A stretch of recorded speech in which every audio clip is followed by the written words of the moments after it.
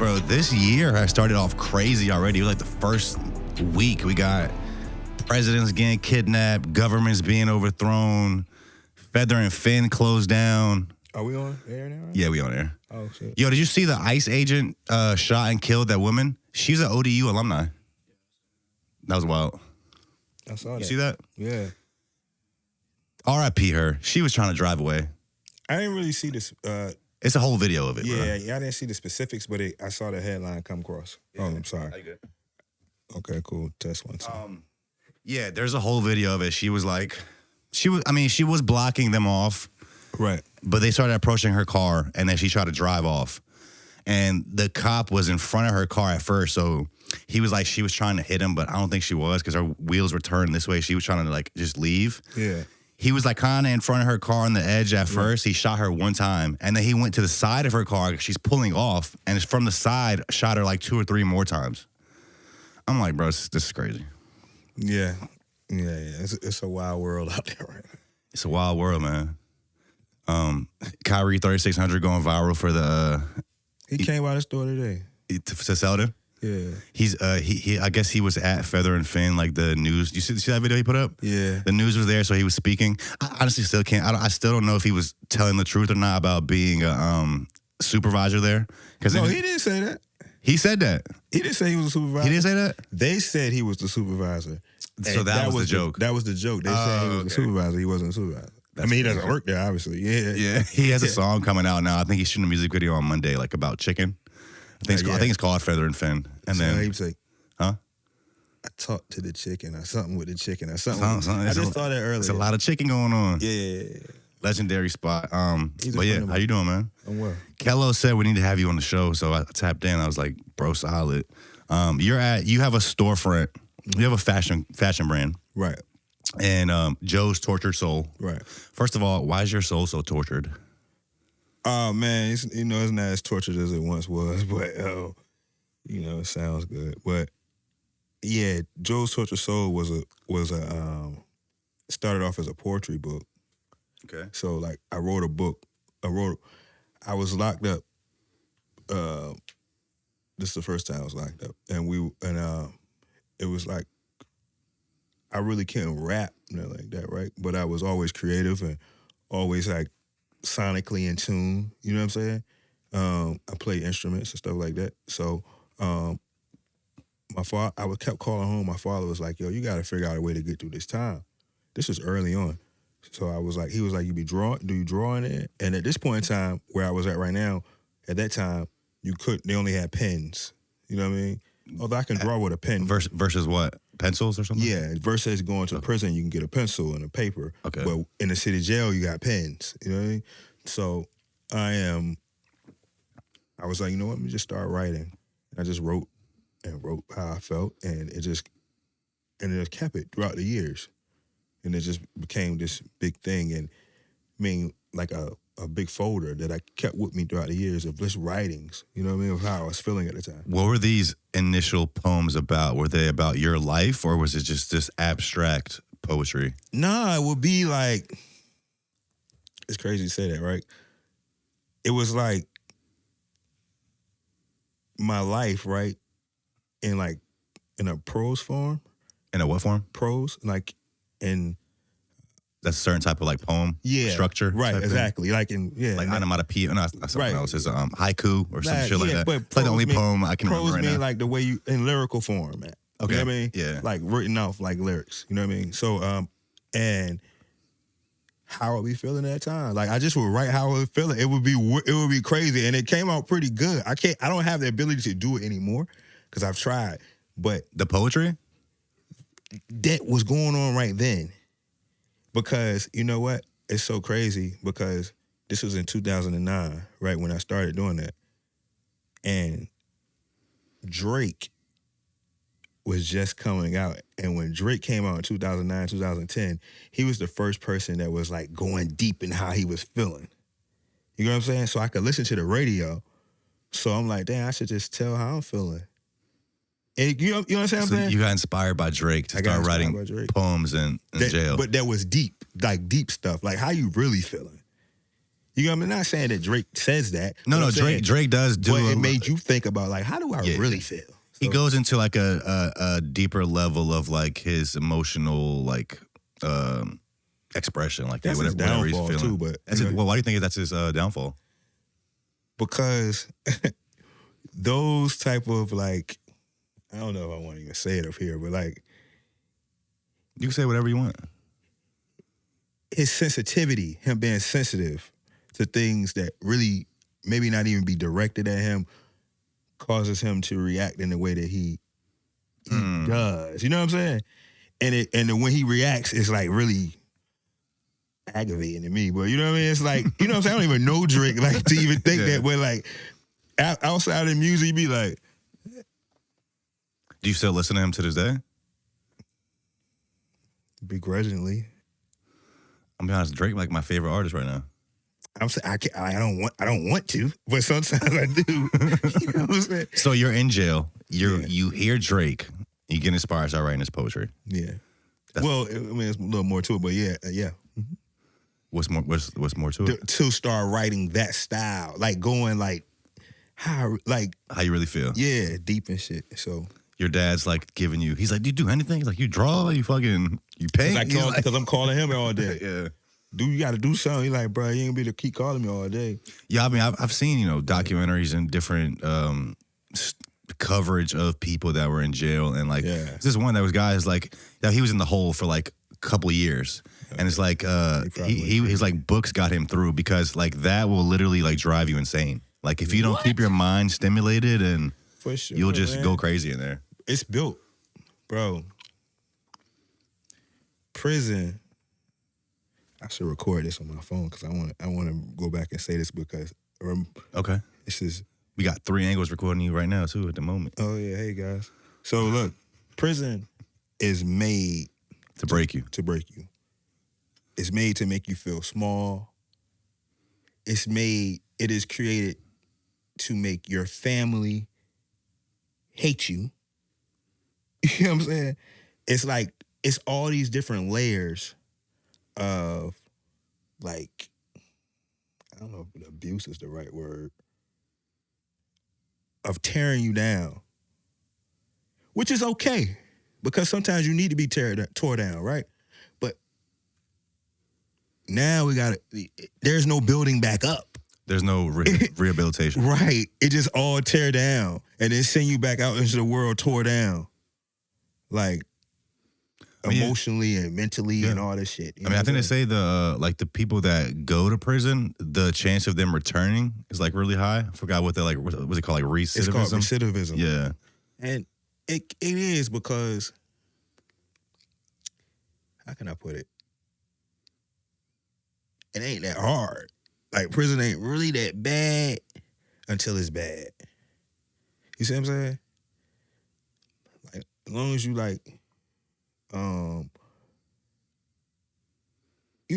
I could see.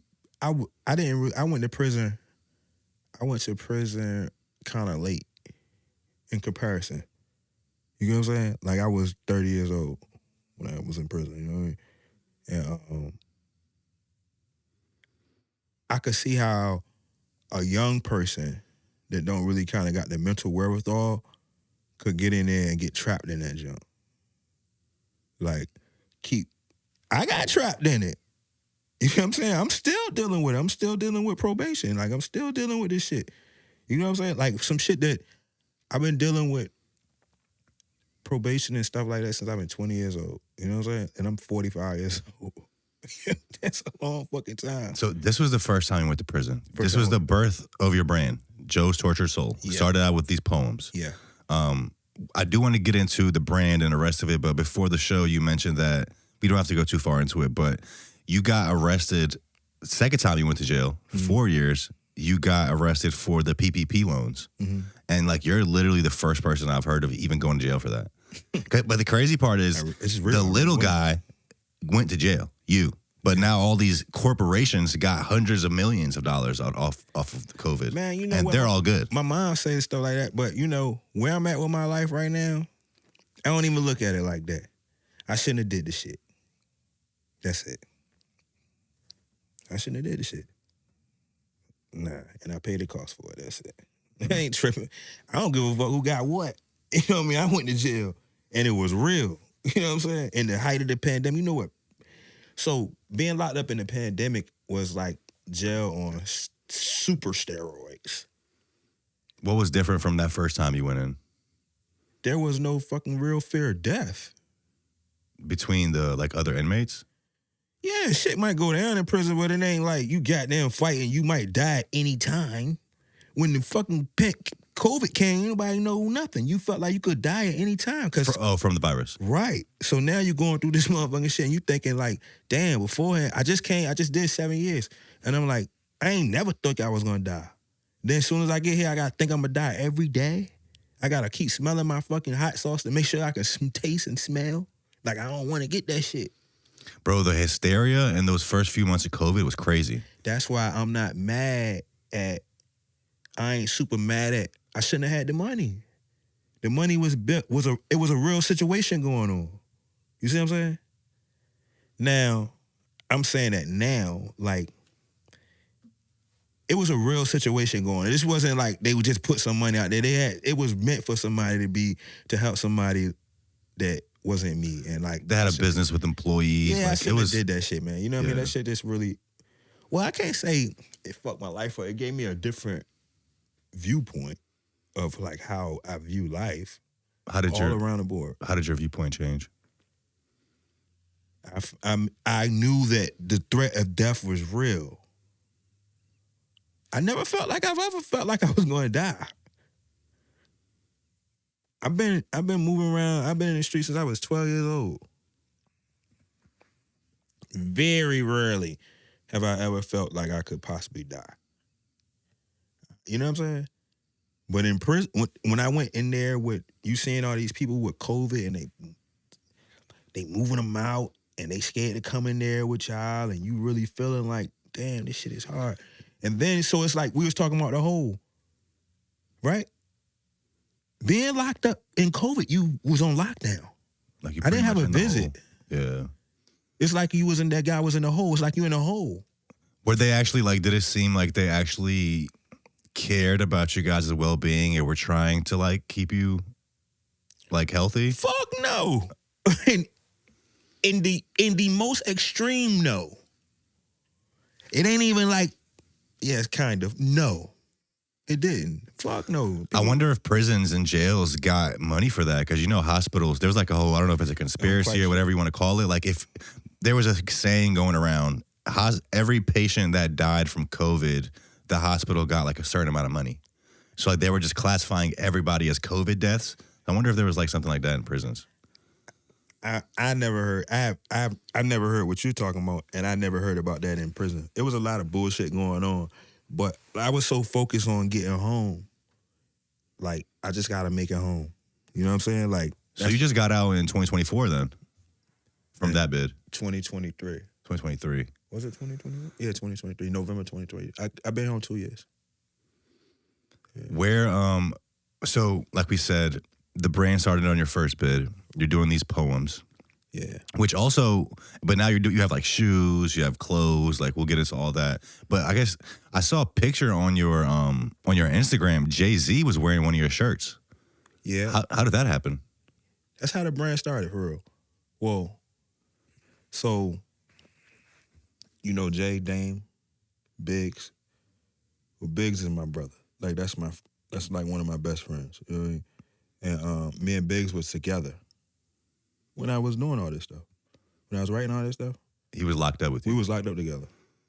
What? So when I came home, I mean... So wait, Biggs was locked up in VA? I was in the federal prison. So me and Biggs was locked up together in Pennsylvania. Okay. Yeah, so...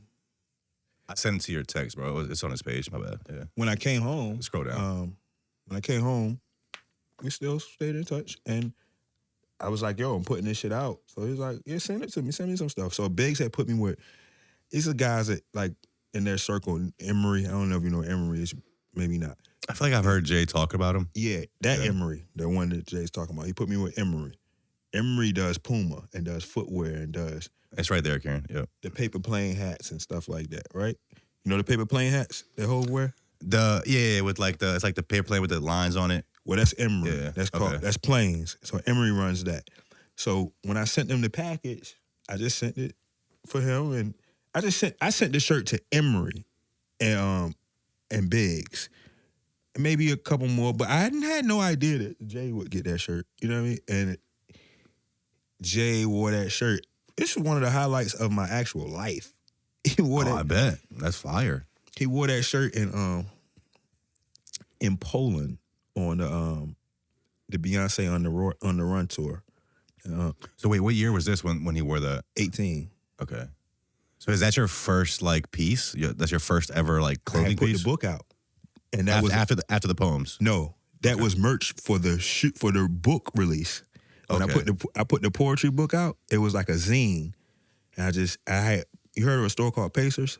Mm-mm.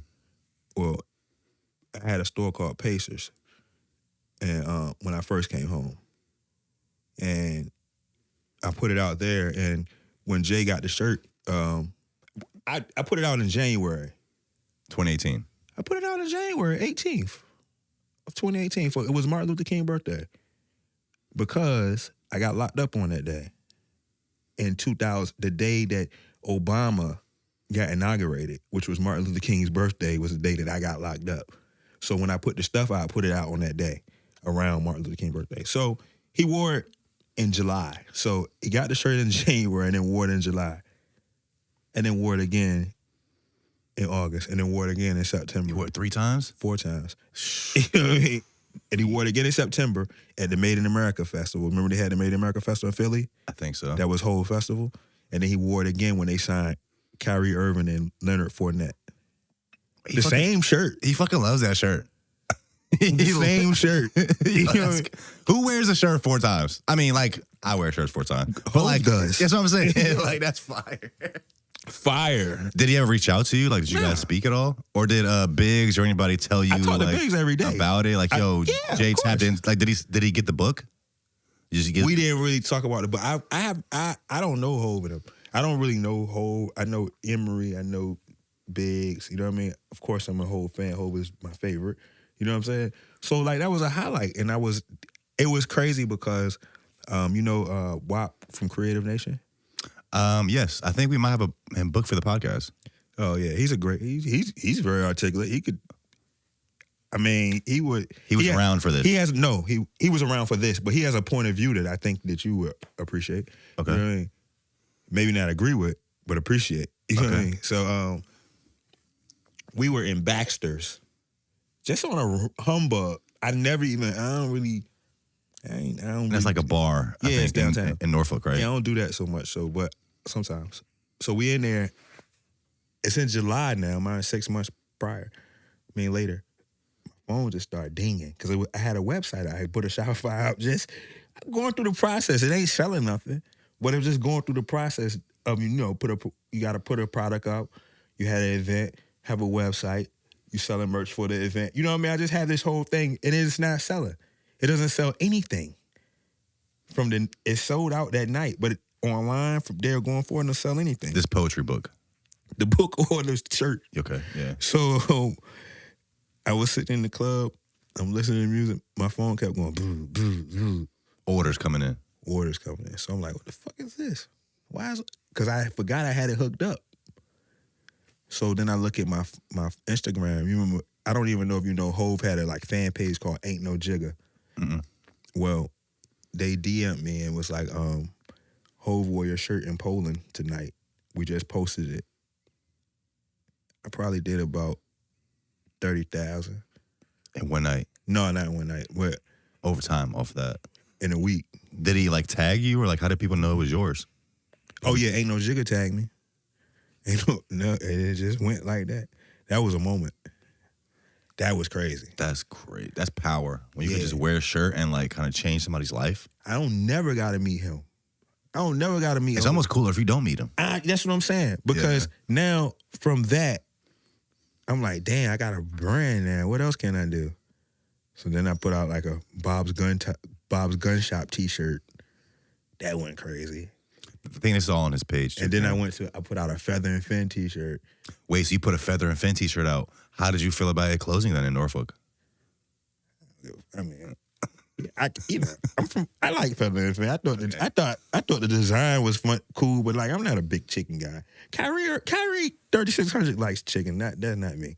You know what I mean? So you put that shirt out. Yeah, for that went crazy. Then I put out just put out a series of T-shirts, and then I had already knew how to do footwear.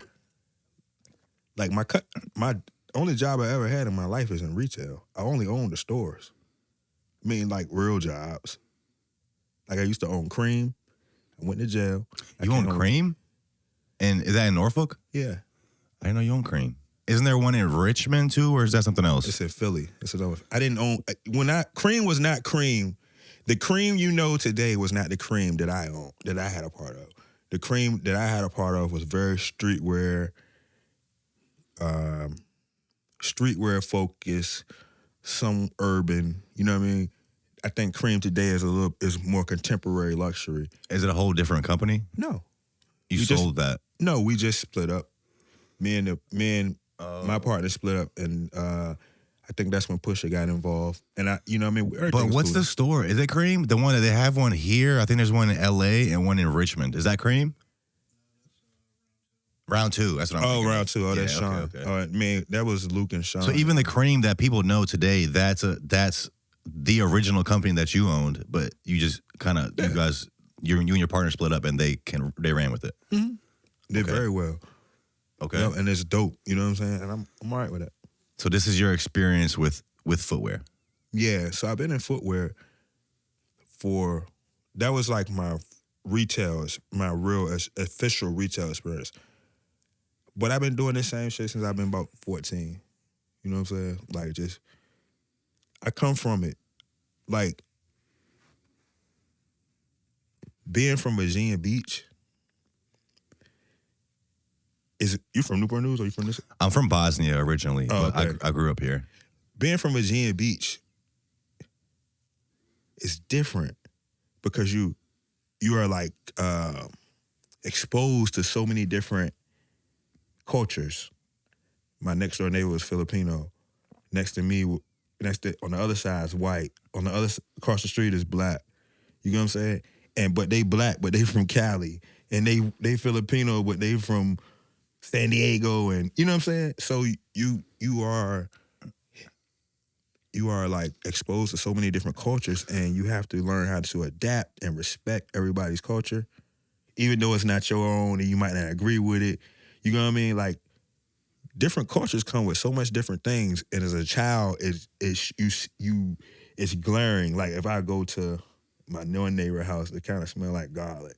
You know what I'm saying? You taking your shoes off. Yeah, then you say what? Taking your shoes off when you walk in. That's how we do. Yeah. You gotta take your shoes off at some people out. You just gotta learn how to adapt to this stuff. But being in Virginia Beach, you had so many different cultures, man, and like the art scene, the music scene, all that shit was popping. Well, I would say that's the experience pretty much in the whole 757. Oh yeah. I mean, unless you're living in like Pocosin maybe, or like there's certain parts that are majority like one person or predominantly one type of people. Yeah. But for the most part, any city in the 757, you're going to be around a diverse group of people. Yeah. Okay. With this being a melting pot, military area, I go for that. A lot of immigrants here. There's a lot of Bosnian people here. So that just showed you how to kind of adapt to wherever you are. Yeah. Nah. It showed me how to adapt to where I'm at to a degree, but it showed me how to find beauty in some shit you don't understand. You know what I'm saying? You know what I'm saying? Most people fear what they don't understand. Yeah, but nah, see the dopeness in it. Like learn how to like appreciate. You don't gotta like to appreciate. You know what I'm saying? You appreciate that shit. That shit is. I can see why you like that. You know what I'm saying? It's not my cup of tea. But it is, I can see there's some dope shit in there. You know that's lost in 2026. Like where like everything you don't agree with, it seems like we got to this point where like you vilify it. Yeah. Nah. You know? It could be just like that, what you just said. I feel the same way about a lot of things. Like, it's not for me, but I get it. 100%. Especially as I get older and like,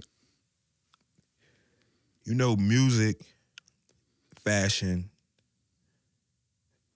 it's all the same right now. It's like an artist.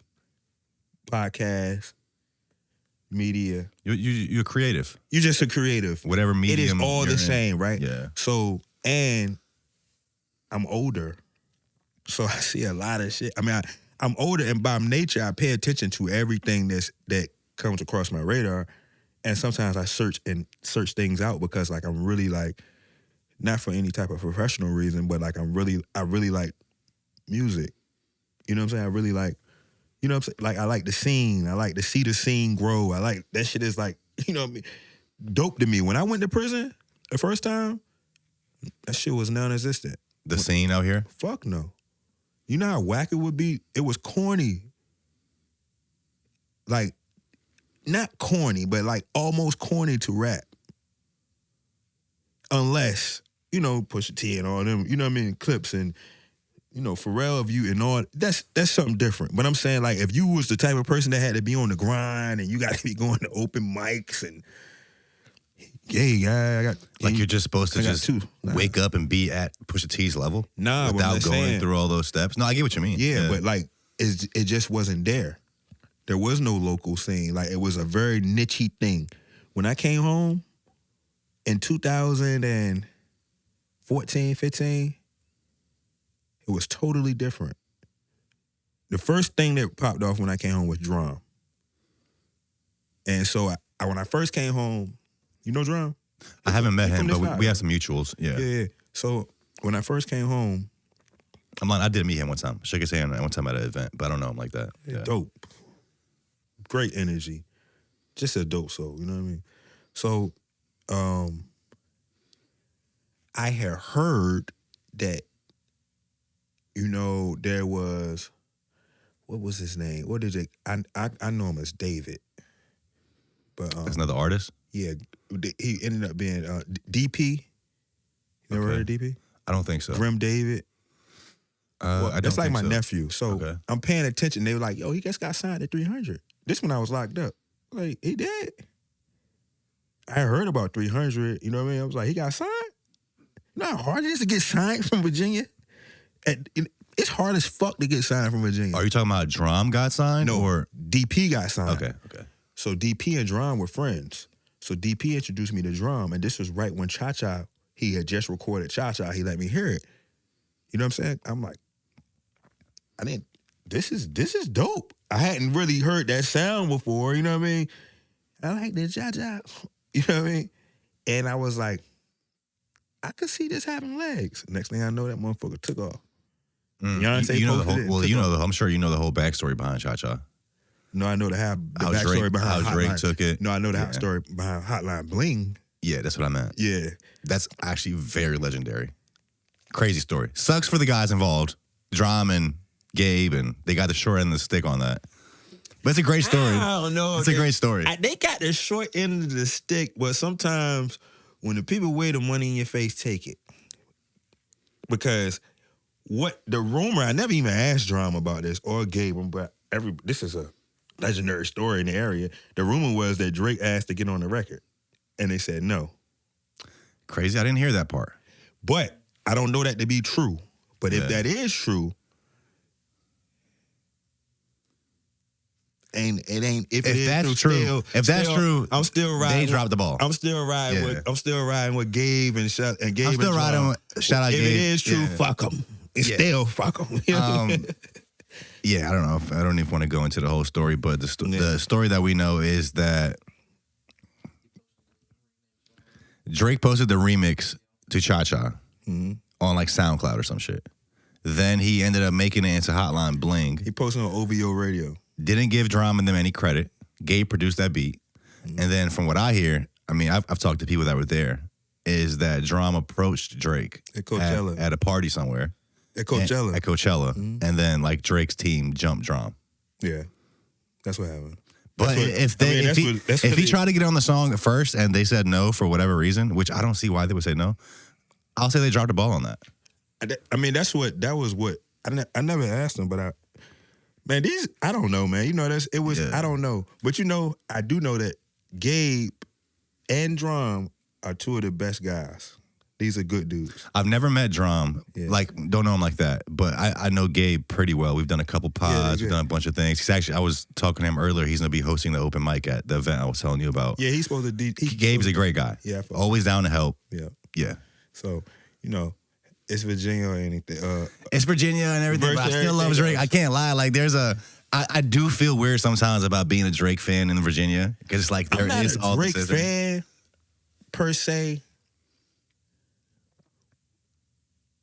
I don't know him, right? I don't know him to feel this way, right? I don't know him at all. But it seems like he do some weird stuff. I don't know. Maybe. I mean, just from the social media, I mean, the stuff like that, I don't know. But, but I do know, I do like some of the music. I like a lot of the music, and I try to give people the benefit of the doubt. So, like me, I'm like, yo, if you're successful in your industry, whatever, Drake or whoever the fuck you want to put in that place, like, I think you have to be smart, you have to be competent, you have to be talented, you have to be good. But I think there is a level of, like, you're probably a good guy at some level. If to reach those heights, and, like, so many people have to be in your corner and help you and like you, I don't know if you'll get to that height by being a shitty guy. Maybe. I don't know. Mm-hmm. I don't know. You know what I mean? I don't really know the ins and outs and stuff, but so you're talking about getting out that first time and how the scene changed. Mm-hmm. Yeah, it changed. So now I come home. So now I'm like, it's so crazy. You would have probably never thought that I was into this type of shit, but musically, right? So I'm like, it's a scene out here. Somebody can get some money. They do it right, you know what I mean? Because now you got these self-sufficient events that are based around these artists. They're local artists, local DJs. Local fans. Traptastic, right? Yeah.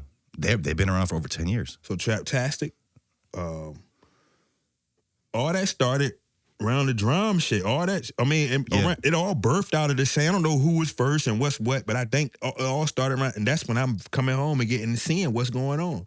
So you're seeing the birth of pretty much the key players and the key brands that are existing right now. Like, Traptastic is like the top party brand, one of them right now. Oh, yeah. So you're seeing them at the beginning when they're really first starting. They had started already, I think, before I noticed. But it was just really at the beginning, just when they were with Carrie Ann and what was what's that spot called? Work Release. So that's where Drum was at when he blew up. So the first Pacers was across the street from Work Release. I think the first Traptastic event was at Work Release. Yes. Yeah. Right. I probably was there the second one. Okay. Around that time. So, but I'm old. I was old then. He was old then, he's old now. Yeah, I was older than these people then. I'm looking weird as shit, but I'm like what's going on. You know what I mean? You know, I appreciate it. You know what I mean? I like the fact that it's going on. I don't really like what's going on, but I like the fact that it is going on. You know what I'm saying? Because that could have never happened. When I left, that couldn't happen. That couldn't happen. Why couldn't that happen before? Was there not enough talent? Was the local audience not big enough? Like, I'm trying to think what really changed. Because I sell sneakers, right? I sell $200 sneakers. I'm based in the area. I do well in the area. You know what I'm saying? Like, that Traptastic shit had to happen for me to be able to do what I'm doing. Because they made it all right for you to be able to fuck with local shit. That's interesting. And so as it starts with music, but as I just said a minute ago, it's all the same. As the world realizes that it's all the same, at first they're receptive to the music. Now they're receptive to anything that comes from the area that is of quality and of any substance that they could, they're receptive to it. It's open. And I think that's what they did. I mean, Traptastic didn't solely do that, but they had a big part of that. A huge part. Huge part. I always give Rod his props. I mean, I've done a couple pods with him too. And that's the first one I seen. Traptastic. You and Rodney. Oh, me and Rod. Yeah. Our first episode with Fish Scale, or was it our solo one? I can't really remember. Did we do 3 with Rod? I know we did one with Fish Scale and him, and then one solo. I can't remember if we did a second solo with him. Rodney is from my neighborhood. Okay, so y'all grew up together. No, you're a little older than him. Yeah. What?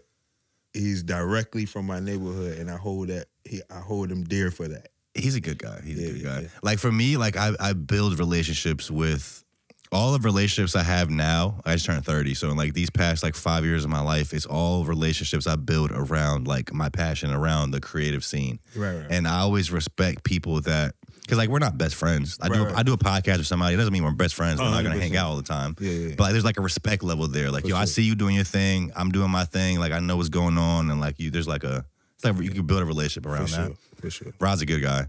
Is there 3? Oh yeah, we did one with him and Dummin, so that's 3 with Rod. Okay. Dummin's a good guy too. Yeah, I seen the one with the red hat on. Yeah, that's the one when he was every time I get Rod on the pod, he's always talking shit about somebody. I think he talked shit about like 10 people on that episode.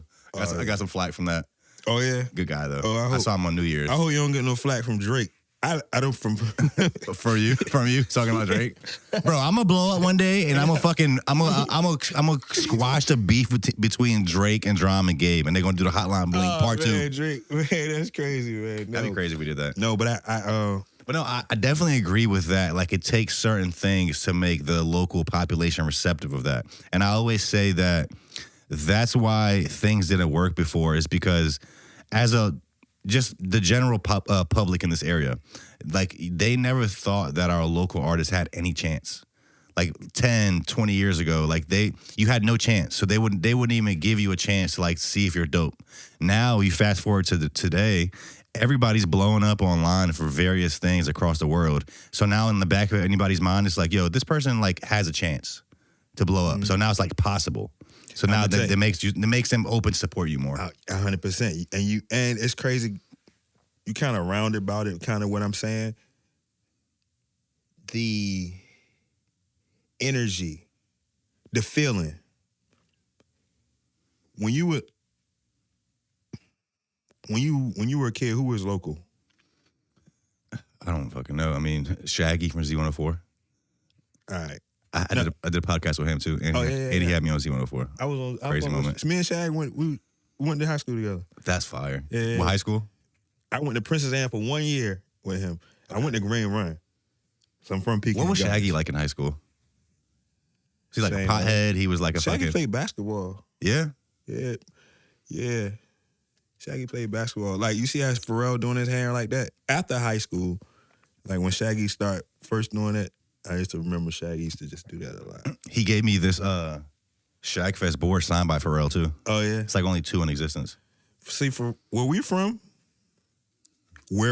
directly in that area, and if you grew up kind of creative, Pharrell is God Almighty. He still is, for real? Still is, and will forever be. What?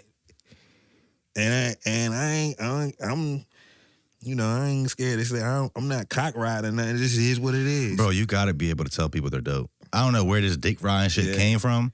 Bro, if you're confident in yourself, you're able to tell somebody else, like, yo, great job. You're doing great. Man, I'm just saying. I'm inspired. All the fly shit, like, if you all the shit, like, he really shows you could really do this shit. In a sense. I mean, it's so far above, it's so far gone right now. So, you know what I'm saying? But for me, because I remember Pharrell, like I don't remember Pharrell. The first time I ever seen Pharrell, I was thinking this earlier. The very first time that I have ever, like, discovered him. No, I discovered him because I went to Princess Anne. Oh, he went to high school with you guys too. No, he's older than us. But okay. Pharrell, the studio was right next to, Teddy Riley's studio was right next to the high school. I remember. I saw his movie. So when you went to Princess Anne, all you heard about was these talent shows. You know what I'm saying? This was the tail end of the Future's. That's a whole nother documentary. The Future, Teddy Riley Future Studios. You know what I'm talking about? From the documentary or from his Lego movie? I was talking about that in itself.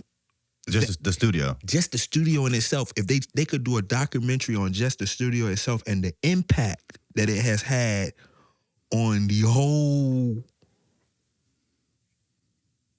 probably the whole world. Like, if you could trace, it's a way to trace all your shit back to that studio. Back to that studio. Mm. The reason why Pharrell is because of that studio. Timbaland, all these motherfuckers behind that studio. Michael Jackson album on it. You heard Michael Jackson in Virginia Beach because of that studio. So Michael Jackson was coming there to record? Yeah. Holy fuck. And you would hear that Michael Jackson is in town. All I know about that studio is what they talked about in the movie. I never even heard about that studio before that. Like, watching the Lego movie, I learned the history of Pharrell. Like, I didn't know that. Oh, for real? Yeah. I never really seen the Legos movie. It's good. It's really good. Oh, yeah? I need to watch that. Yeah, you should. Well, yeah, Pharrell is like... that's the studio right there. They could have made the outside look a little better. That's how I looked at the end. I mean, I just... That shit looks kind of shitty. I never could get in Future. Like, I never, like... This was like a whole... This was like a whole... They could have pressure washed that shit a little bit. Yeah, man. This was like... It was like... They ended up putting the buses up and gate... Because you would just... As a kid, you would just ride back there because you might see any car back there. Wait, so how long was this studio, like, existing? Like, how long was this open? All of the 90s. The whole 90s? I don't know how... I mean, yeah, pretty much the whole 90s. So why'd they close it down? I don't know. You know, Teddy Riley probably had... I don't know. You know what I mean? He moved out the area. I'm not sure... the ins and outs of it. But even this studio being here for that long, it didn't make an impact on our local scene like that? Like, it took till 2015 for shit to really start feeling like we have a scene? It just dawned on me. It probably made an impact. It made an impact on the world. You know what I'm saying? But it wasn't like hyper specific to our area. It was hyper specific to a smaller group of people in our area. The tastemakers. Not particularly, kind of the tastemakers, but it was like more, you got all these New York dudes, only people, everybody else doing some other shit. Teddy Riley only people making music. Everybody else coming down here on some other time. You know what I mean? So yeah, they in the town. I don't know no other way to say it. You know what I mean? Like, I don't even know if you understand what I'm saying, but like... I do understand. Oh, okay. Yeah. So we're talking about Teddy Riley Studio, our scene developing more. It feels like people are finally being receptive. Mm-hmm. You're having all these drops over the years. Jay-Z's wearing your shirt. Your Shopify starts going crazy. You at Baxter's, I think. Mm-hmm. I guess we kind of fast forward a bit. Is when did you drop your first shoe? Because I know you have the Thursday. 083 trainer out. That's your newest shoe, I think, right? How many shoes have you dropped so far? How many styles or how many colorways? I guess styles. Yeah. 2 styles. 2 styles. I think the other one is the Greylude? Greylude. Yeah. So the Greylude was the first. I dropped it the Thursday before Something in the Water. The first one? The first Something in the Water. Yeah. At Cardinal Skate Shop. Shout out Jason. What up? You know Jason? I haven't met him. I've been to Cardinal like twice, though. He's a good dude. Y'all would like each other. You know? Okay. Yeah, he's cool. I know Antidote Agency just did an event there like a week or 2 ago. So you dropped the first one, around the first time in the water. When did the second one come out? The 83s. All right, so I dropped the first one. I dropped a couple colorways of that. I got indicted. For the PPP shit? Yeah. I dropped 2 more colorways when I was in prison of the Greyludes. I came home. When I came home, a couple months after I came home, I dropped the green suede pair of these. The 083s. Oh, you call them the 083s. Okay. 083 is the federal number for Virginia.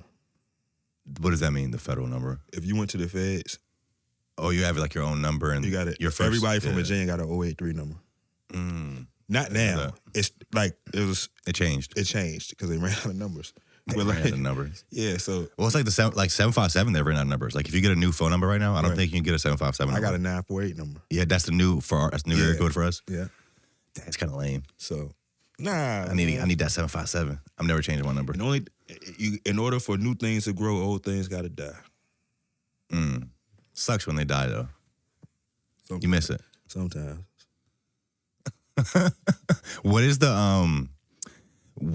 the process of creating a shoe as like a smaller brand? Like I know these fucking big brands like Adidas or something that have infinite amount of money to go into research and Right. production. They have their own facilities. Like, how are you creating a shoe?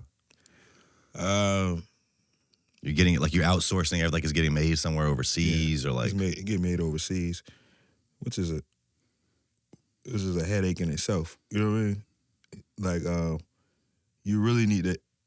There's a reason why these companies have these different departments, global sourcing. You know what I'm saying? Like, you need somebody to really just hone in on handle one specific thing in order for everything to work. You know, right now, you know, I handle the lion's share of everything. You know what I mean? But of course, I come up with a design in my mind. Then I could try to say, if it just depends on how I'm trying to drop it. Sometimes there's no rhyme or reason for what I'm gonna do and when I'm gonna do it. But if I'm being intentional and being specific, I would come up with a design. And let's say we're working with an 083 trainer, right? How can we tell the story that I'm trying to tell? What's the point of the shoe? What are we designing? So now once I say, okay, this is the point. Now, what vantage point am I viewing this from? So now say, all right, cool. We're gonna tell the story of a little boy from Virginia Beach. You know what I mean? And we're gonna be looking at his life from his dad's point of view. Is that what the 083s are? No, I'm just saying this is the process that I go through when I'm trying to come up with a design. I'm being intentional about it. So now I might write down some things, and let's say, all right, now if I'm saying it's my dad, cool. Well, how does my dad see me? All right, artsy, good. I play the guitar. All right, cool. Guitar, cool. Let's hone in on that. What type of guitar you like? I like a Stratocaster, or maybe I like a Les Paul. Cool. Let's hone in on Les Paul. What color was it? Gold. All right, cool. Let's do gold. Boom. What color was it? What about the strap? It was an alligator strap. Let's do gold alligator. That's how my mind works. You know what I'm saying? Like that. So now we telling this story. Now when we come up with a product, now how can we tell the story visually? How can we tell them what's the messaging behind what we're trying to do? Because I say this all the time, that I don't even know how can I patent this or quote this, whatever. A brand, right? You're creative. You have two parts of your brand. This in the way that I'm describing it. You have your message, which is what I see, and you have your product, which is what I hold. Okay. Your product is the podcast, the actual podcast. How long are they? Hour, 2 hours? Hour. That's the product. Boom. The message is whatever imagery you put out for that. You know what I'm saying? Whatever videos you put out toward that, whatever you do for that. Now, when you have a product which is a physical product, let's say I'm making shoes. I can't make no shoes like Hermes or, you know what I mean? Like what? Hermes or Louis Vuitton or Gucci. Okay. I don't have the resources to really do that. It's a reason why them shits is expensive. You know what I mean? So I don't have the resources to do that. But what I do have the resources to do is the message. Hell yeah. My message can be exactly like their message to the same exact level. That's what the internet and that's what technology has given us. You know what I'm saying? Well, sometimes your message can be even more valuable than theirs because yours is more, it's like authentic. It's not this big, huge corporation behind 100%, it. 100%. So, and if you focusing on that part of the value of it, cool, you can as well. But if you just sheerly focus on aesthetic, if you know what I mean, how does this picture taken, how is this visually looking, you right there as well. You know what I mean? Now you got that part, so that's the playing field has kind of evened. You know what I mean? To a degree, it allows somebody like me to be able to get in there. So I just make sure that my messaging is correct, and then I send the shit to production. How many samples are you like getting back before it's like, okay, this is the one? Like for the 083s. Like how many ones came in? Was like I got to really hate it. I got to really hate it before I get to making a bunch of changes. if I just can't live with it, because you don't know. You know what I mean? If I just can't live it and I can still get my message across with whatever they did that's wrong, because they're gonna do some shit that's wrong. Just the language barrier, it just does not afford for you to have just a smooth sailing experience with a Asian or overseas vendor. Foreign company. Yeah, you know what I'm saying? And the way that I have to do it, in these small number runs, I'm not over there. So, yeah. And I don't really send back a whole bunch of samples unless I just can't. Well, it's like production is the hardest part. Like it's easy to have an idea. Like Elon Musk always talks about this. Like it's easy to create a prototype, but to mass produce something, that's a whole nother thing. It's difficult, bro. I actually did a podcast. We went to New York and did a podcast with my boy Yasha Grubin and this lady Maral. She was a vice president of Yeezy. She created the Yeezy factory that they created the Yeezys at. Which Yeezys were they, Karen? Like she created that whole factory for Kanye, and like that whole system for him to create the Yeezys. It's actually really. You might like that episode. You should watch that one. So you mentioned this story. I'm gonna ask you a question. Yeah. What do you think about Kanye? I like Kanye. I've been inspired by Kanye for a long time. I remember when The Life of Pablo came out and like rushing home from work to catch that live stream when they were on stage. When that was an amazing time. Yes, right? When Designer came out and everybody thought it was Future. Mm-hmm. I love Kanye. I will say a lot of the music these days I feel like could be better. I think he was. It's funny how Kanye's always at the forefront of society and like, even with like Jewish people, you know, the control that Jewish people have on the industry, certain industries, and then even like how you can't criticize them. Like Kanye was like one of the first people in this new age to like criticize. And obviously I'm not talking about all Jewish people. I have Jewish friends and shit, but like he was the first person to criticize certain Jewish people. And then like that you fast forward to now and it's like a lot of people are criticizing Israel, and like the new generation, they have a whole new viewpoint on Israel, where like the older generations, they all supported Israel, no questions asked. Mm-hmm. And it's like, that is a point of history we're in right now where it's like Israel is being looked at differently. And like Kanye was kind of at the forefront of that too. You think that that's a part of it? A part of what? Excuse me. Like, you think that Kanye was a catalyst for the way that the world is kind of... No, I think it was Gaza. Okay, all right. Okay. Kanye was maybe it for a certain demographic, but like if we're looking at it globally, it was what's happening in Gaza. Right, of course. No, I mean, I'm saying I'm not gonna say what kind of doctor it was. When we write, it was a Jewish doctor. He saw the video and he was like, "I'm not gonna say what kind of doctor it was." No, I didn't see that. he was getting like paparazzi was on him, and like he was talking about, I think they were diagnosing him or some shit.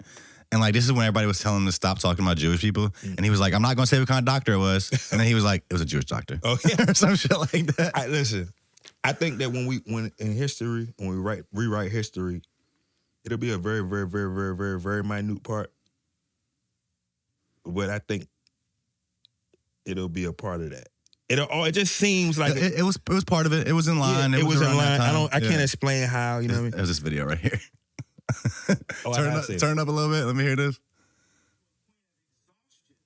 Which was misdiagnosed by I'm not going to say what people, doctor, and what hospital, and what media went to. We know I can't say that. It was a Jewish doctor. And obviously this isn't, I'm Muslim. I'm from Bosnia. Okay. So, when I was born at the end of the war, my dad was in the war, my grandpa died in the war, where they try to get all the Muslims out of Bosnia. Mm-hmm. So I understand where hatred leads, or like vilifying a people. It's like, I never want to do that. I'm not vilifying all of Jewish people, obviously. But if we're talking about the music industry, a lot of these execs, a lot of these heads up are Jewish. That's just what it is. It's not like you're criticizing them for being Jewish. It's just for the things they're doing, they just happen to be Jewish. You know the crazy thing is, I have an opinion on a lot of stuff, but I'm not even versed. I'm not versed well enough in that to even like go into it at all. I have no idea. You know what I'm saying? Like when I was and it just dawned on me as I was talking about the Israel and Kanye thing, I'm like, I really don't know that. You know what I mean? Like, I really don't. I'm not. You don't know if Kanye was pivotal in the. I don't know enough about any of it to even like comment on it. I don't know everything. Like now you the know. Kanye thing, like that was just my opinion on stuff. Like, but I really don't know. I do think Kanye is one of the greatest artists of all time, Absolutely. and his mind works differently. He's a visionary. He can be kind of crazy at times, off the wall. Might be bipolar. I don't know. I think Kanye fucked that paper up and like didn't do what I wish he would have did. With the paper? Know what I'm saying? Like when I felt like Kanye didn't fucking need Adidas at that time. How, Sway? Remember that? That was the whole way. Yeah. Like, I don't have the money. I can't That build a factory. Yeah, that was before Yeezy. Yeah. Was that before Yeezy Yes. started dropping? That was before. I always thought, even though those times, like, can you not build a fucking factory? He probably couldn't do it then, but when at the height of Yeezy, he didn't need Adidas. Nobody bought Yeezys because they were Adidas. True. Ever. You did? Huh? He partnered with Adidas to say fuck Nike. No. No? He partnered with Adidas because they gave him all that control and all that fucking money. The Nike wasn't gonna give Kanye any type of royalties, anything like that. That wasn't really just to say fuck Nike. That was. I mean, Yeezy might be the newest, like, successful shoe. Because, like, shoes are kind of like candy bars. Like, new ones don't really come out like that. You got a few little candy bars that are on the shelves. They've been on the shelves for 40 years. It's kind of hard to get into that space. He had cracked the code. Yeah. I don't even know he cracked the code. I think he created a code. You know what I'm saying? Like that hype formula. Like that was all yay. Or the team, that was all Yeezy. I don't know the inner workings of that. You know what I mean? That was all Yeezy. I think he could have took that energy. First off, stop saying dumb shit. You know what I mean? It's hard, though. Yeah, you don't got it. Yeah, it's hard. It's when you got a couple dollars, man. You feel like. But I mean, that's how he kind of got. That's how he rose to fame. A lot, like all those crazy moments he had, he gets bigger every time. Taylor Swift, from Taylor Swift on, George Bush don't care about black people. All those moments where he's saying like what he's not quote unquote supposed to say in the moment is what shot him into bigger stardom. Listen, let me tell you this: there is a difference between saying what you're not supposed to say. He know what he ain't supposed to say. You know what I mean? Like Kanye, George Bush don't like black people. Nah, that ain't necessarily. You just said it at the wrong time when you was in that telethon. You get what I'm saying? That won't being said. But if he had went up there and said F some Jewish people, you know what I mean? That's two totally different. We saying two totally different things. You know what I mean? I think that his mental health deteriorated. I agree. To the point, because what's going on? What happens is, and this is my thought process. When you got good sense, it kind of holds you. It's some shit that you want to say, but your good sense is stopping you from saying it. I probably shouldn't say this right now. Right. Yeah. But when your mental health deteriorates, you don't got no brakes, you don't got no fence. Now all the weird shit is coming out that you're supposed to keep inside. So if you might feel the Jews is this and all that, but you're supposed to keep it inside. If you don't, you're gonna fuck the money up. Yeah, I think he would have been a lot better off just naming names. Like you can't, like, you're just putting anything on any group of people. All black people are this. No, all white people are racist. He would have been just better off just shut the fuck up. Yeah. Shut the fuck up. Or, I mean, honestly, just handle all that shit behind the scenes. Get you some lawyers and go after these people legally behind the scenes that you think are doing you wrong. Man, he had that mental health thing. No, it's real. It's real. I think he definitely has some mental health problems that he needs to work on. But I also do think Kanye's a narcissist. That doesn't help either. Not at all. I got a question for you though. Yes, sir. How long are we? We can wrap it up here soon. I don't really want to wrap it up. I'm cooling, but I got a question. I got a question for you. What's going on? We got time. Top 4 local artists right now, 2026. Right now. That are consistently still doing shit right now. However you want to put it. Top 4 local artists. Okay, one of my favorite artists in the 757 is somebody that might never blow up because they actually just aren't consistent enough. Right. It's this dude 101. Is this white like pop kind of guy. 101. He has an album called I Wanted to Make an Acoustic Album, but my guitar broke. That whole album, so good. I listen to that shit front to back. It's everywhere. Okay, I'm gonna listen to I listen to that shit front to back. Number 2. 101. I'm just naming people who I think have the most potential to blow up, I guess, and maybe my favorite. However you do it. 101. I really like. I like. Who do I like? It's so fucking hard. I so many people that my mind's blanking now. I think. Help me out here, Karen. Lil Woody's really good. I like Lil Woody. He had a viral moment last year. He went up crazy. I ain't help. Okay, I'm gonna get help. Just a fifth. I like Ron Bandup. He's from Richmond. So I would just kind of just exclude him as a Richmond guy. Honestly, bro, it's hard because you put me on the spot. I can't really think of everybody right now. I'll just say those two for right now. 101 and Lil Woody. I never heard of These are kind of newer guys. You know, we got the Young Crazies. We got the, But I'm people a doing their pitch. thing. I'm gonna I want. Listen to 101's album. It's really good. You said KO. K.O. Banks. I like KO. So let me tell you a story about KO. KO name used to be Lil Pebble. First of all, that's a funny ass name. Okay. But this shit was so hard. Like this shit, like Pebble in the KO water, was nigga. like Juice WRLD. Yeah. Like he had this shit, like, you know what I'm saying? And so he changed his name to KO. I just actually talked to him a couple months ago, like, yo, We want to lock in with him, actually. Maybe you can make that happen. I don't know him. I just reached out to him like, yo, I want to get you in this shit, that shit, you know what I mean? Or let me book you. I like what you got. KO is, he a step above everybody else. He's one of those guys like blowing up online right now. Yeah, that's what I'm saying. Like, It's certain people like KO and, not to cut you off, and was it Young Chris? Young Chris, where they kind of skip the local scene. They just skip it. went up online. Yeah. That's what I'm saying. And I'm like, yo, and I was telling her, I said, yo, like you could tap in with the local people because motherfuckers don't know you here. But everybody else He know big you as everywhere fuck, else. though. But you big as fuck and you ill. Yo, play that record, Sleep with Snakes. You know what I'm talking about? No, Kieran probably does. He knows more about him than me. You know the Snakes record I'm talking about? Let's play it after. The That podcast. shit was so hard. This the first record he put out right there. That he put out after his I grew up with snakes. I grew up with snakes. This is a hard record, bro. Hard. And I think with the right hands, he could be a star. Also, that's an interesting point. Like, we're talking about Young Chris, K.O. Banks, these artists that went up online and kind of skipped the local scene. It's interesting that they don't tap in with the scene after that. Like, they kind of just don't care. Why would you care? Because you only care about the local scene so you can get out of the local scene. Like, True, but I mean, there is a value in building community as well. 100%. And my community is national. Mm. You know what I'm saying? The same relationship that you have, I'm not talking about them per se, but kids that are in there, because there is a level of kid like him around the whole country that have national presence, but are not, Big in their area. they're not big in their area. Most kids don't even know who this is. You know what I mean? For the most part, locally.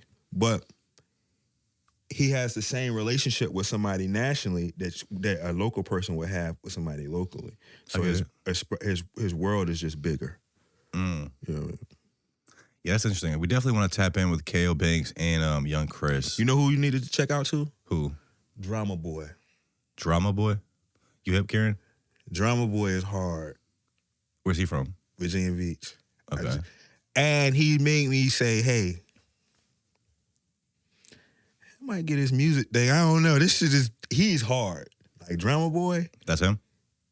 Is that him? Yeah. That's an old one though. Yeah. He got he's hard. You know what I mean? I fuck with him. I fuck with his music. Mm. Who else I like? Of course, I like Capo, of course. You know what I mean? Oh, no. I should have said Capo. Why I saying Capo is actually one of my favorite artists right now, too. Which I didn't. That's actually a question I wanted to ask you. He made a song called Joe's Tortured Soul. Right? Well, he didn't just do it. He didn't just do it on his own and act like he just loved my shit like that. I had this idea. I fuck with his shit like that. And I was like, we got, mutual friends and, like. We had a pod recently. I don't know if you saw that. I haven't. Yeah, we did a pod like 2 months ago. It was fun. But I was like, yo, let's do a song. Oh, like you paid him for it? Yeah. Okay, yeah. He's really good. He has this song called Slums. You heard his song Slums? No. Shit is fire, bro. Like, I've been listening to it for the past, like, 2 months straight. And I'm like, bro, this needs to be your next fucking video. And I don't know if he's going to listen to me, but that song is so good, bro. Opening line is like, I ain't where I want to be, but I'm going to get there. I'm like... Listen, this is what happened with the Joe's Torture. Now, he's one of the kids that's so talented. With the Joe's Torture Soul record, I was like, this the beat right here, bro. And I just want you to just say this little part right here. Or however you... Man, he's like, man, I got it. Man, when knock that shit out, I said, damn, bro, what somebody told you my life or something? What you doing? Like, what's... You know what I mean? This shit was hard. Bro, so on our podcast, he was telling us how he's been dropping music since like SoundCloud days, and just somehow organically since his first song, shit was just going up. Like he never put no money behind marketing, promo. Like he just organically been building this big ass fan base. Ain't nobody in this area got no fan base like. Bro, when fucking G Herbo came to the Norva, he opened up for him, and people were singing Capo songs word for word. There is no one in this area outside of Pusha and all them, you know what I mean? And I'm never speaking about them when I'm talking about.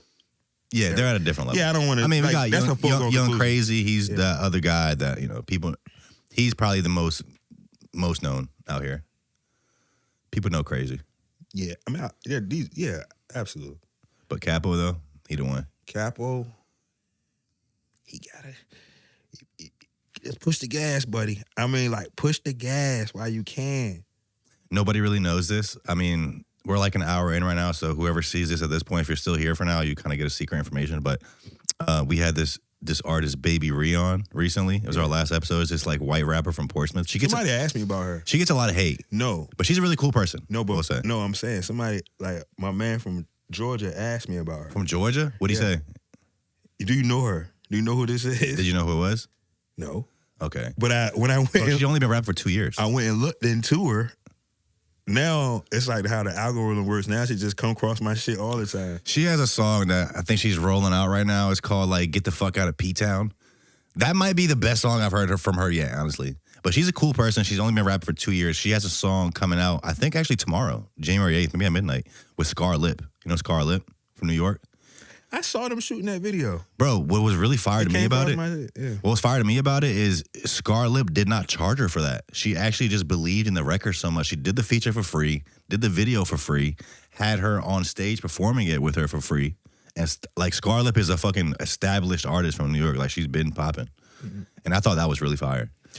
But no, what I was gonna say is, so Baby Ree's rolling that song out, and her next release is a song with Capo. Nobody knows that. That's kind of, if you know, you know. But man, let me tell you this. I have it on my laptop. Let me tell you this, and I'm gonna tell you something I'll tell you out there. Okay. Yeah. My last question really was for you. So you actually have an event tomorrow, which I mean, I think this is coming out on Saturday night. So if you're watching this, the event happened yesterday. But you're doing an event called Wonderland at Selden Market, and you're partnering with I wrote it down. It's a champagne brand. Yeah, I just designed. How you say that? Vuvka Cola. I just designed a bottle for them. Okay. What should people expect at this event? Like, what's this event about? Wonderland is really, man. I'm glad you asked for that. Wonderland is not like an event. It's just I'll have Flood DJing, just a exercise, and we're gonna be exploring different types of music. You know what I'm saying? People just come and we're gonna release product every other Friday, but we're gonna have a DJ there as well, and we'll come together, listen to some great music.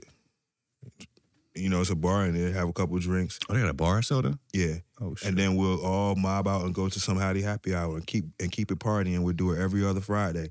But we listening to music. So Wonderland is like, I guess like the introduction to like my party series. You know what I'm saying? Which will eventually turn into like, I essentially want Wonderland to really go on to be like a Complex Con type situation. Right, with like it's like a streetwear market with an entertainment component to it. You know what I'm saying? Mm-hmm. But also we maybe do DJs. But I I did Bloody Dior before, right? You know Bloody Dior, Bloody Osiris, Ian Connor, those guys? I know Ian Connor. All right, so maybe if we do Ian Connor or somebody like that, you know what I mean? Like, we just want to, I'm just trying to create a community of people that just want to hear the same type of music I like. Well, I guess, well, did you want to say anything else about the event? Nah, it's not like a super event. It ain't like a party or nothing. Everybody just pull up, 5 o'clock. DJ gonna be in there. I'm dropping these green sneakers. You know what I mean? New ones. Yeah, new green sneakers. I need to give me some 083s. Yeah, bro, pull up. You got some size 13s? Yes. I need some. Fancy Cousins. You know, I did a pair of sneakers with the Cousins Festival.